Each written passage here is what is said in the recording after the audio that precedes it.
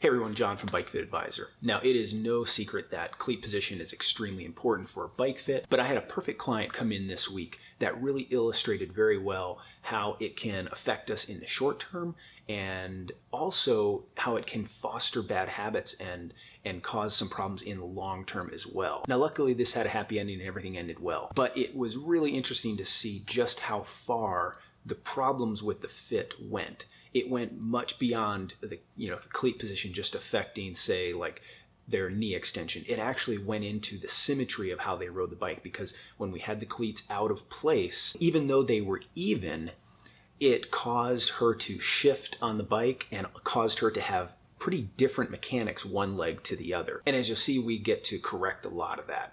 So without further ado, I'm going to walk you through the infrared data that I collected from this fit. So enjoy.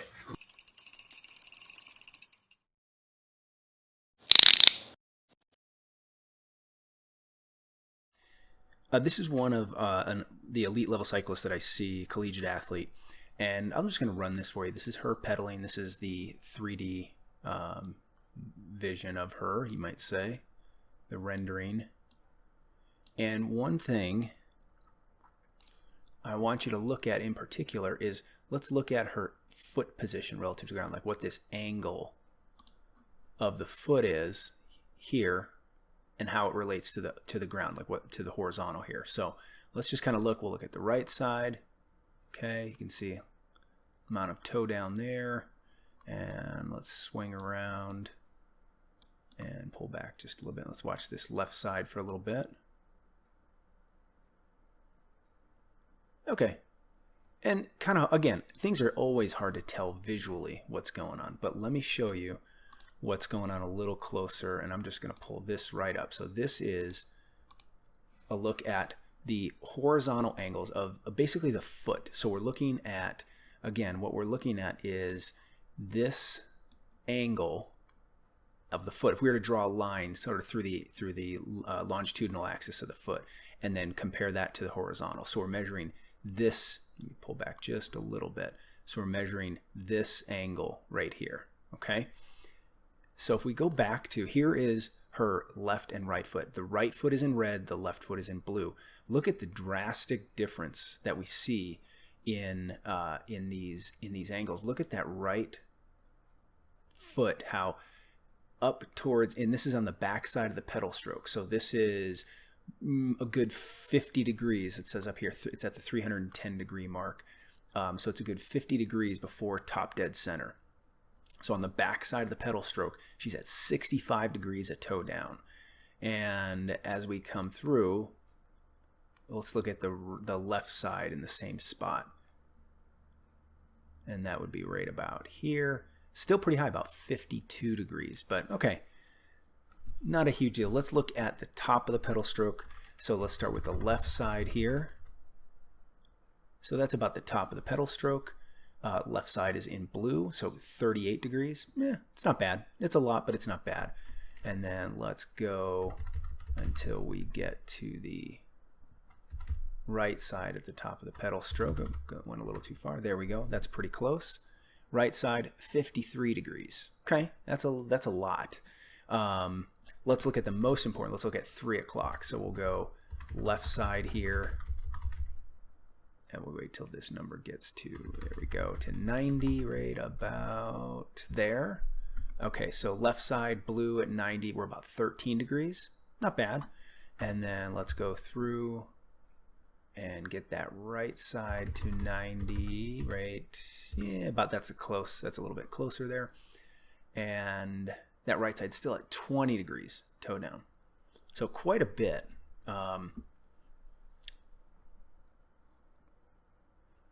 And it's this huge disparity on the backside of the pedal stroke, and then certainly on the low end here, where we get to closer to 3 o'clock, the left side certainly comes down to a kind of a much more traditional number, somewhere in the 5 to 15 range. We saw we're about 10 degrees with the left here at its minimum.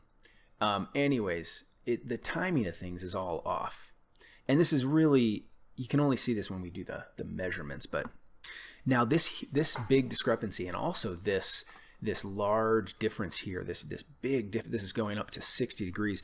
This could certainly, and just how these are skewed, this can certainly affect the way she's bearing weight through her feet.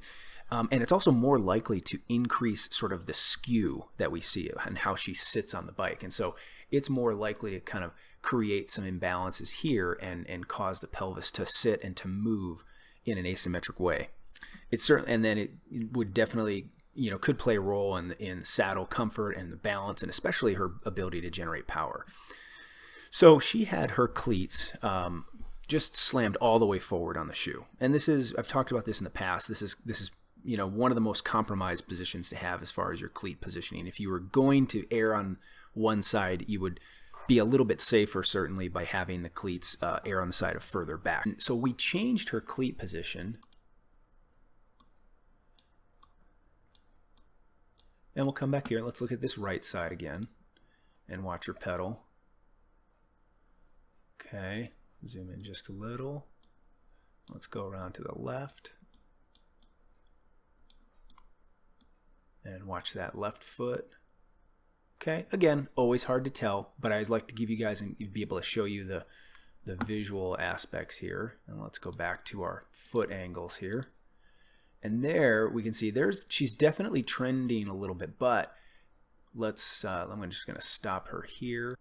There we go. Let's zoom in on these and we can see we're in this right side, the red, we're below 60 at least pretty consistently, and it continues to kind of cycle up and down. Let me show you again. So she's consistently below that 60-degree mark at least, where she was going well above it when we had the cleats in the previous position. But now we're actually starting to see these peaks and these valleys are starting to equalize. Not always perfect, we can see here, but we're starting to get a little bit closer, and we're starting to see some more normal numbers. So like now on the left side is towards the top of the pedal stroke, right about there is about the top, and let's see what's she at, about 40 degrees, 39 degrees.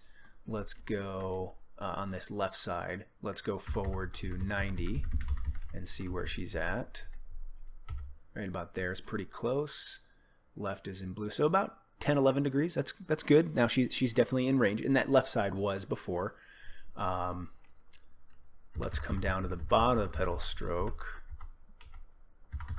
Right about there, and we also have the top here for the right. So bottom of the pedal stroke on the left, 16 degrees. All right, a little bit low, but things are obviously, there's a lot of change happening here.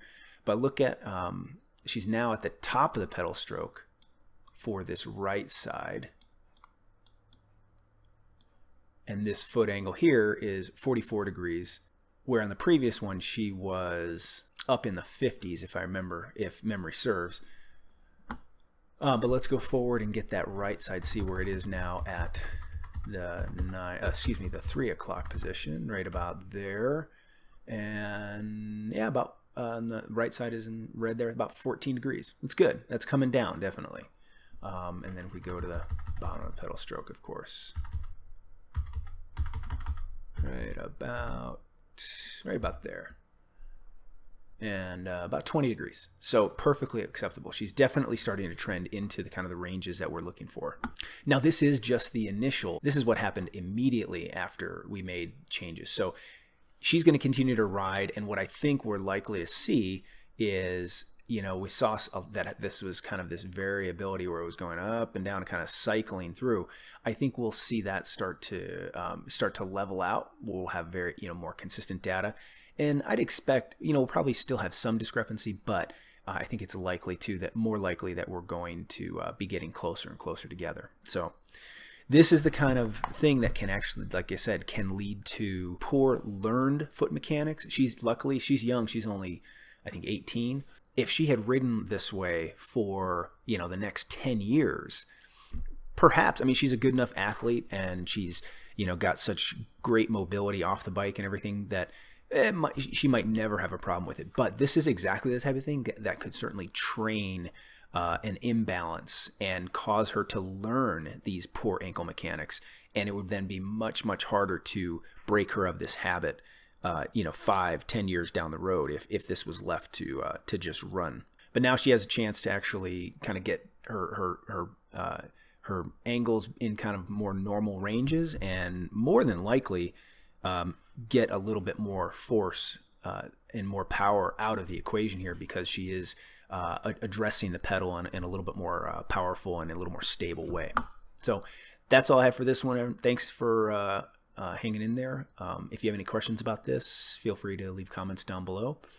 Check out my premium programs. I have new ones coming out about every month now, and they are geared towards solving problems on the bike, whatever they are, whether it's saddle discomfort, it's knee pain, buying the right size bike, etc. So thanks everyone. See ya.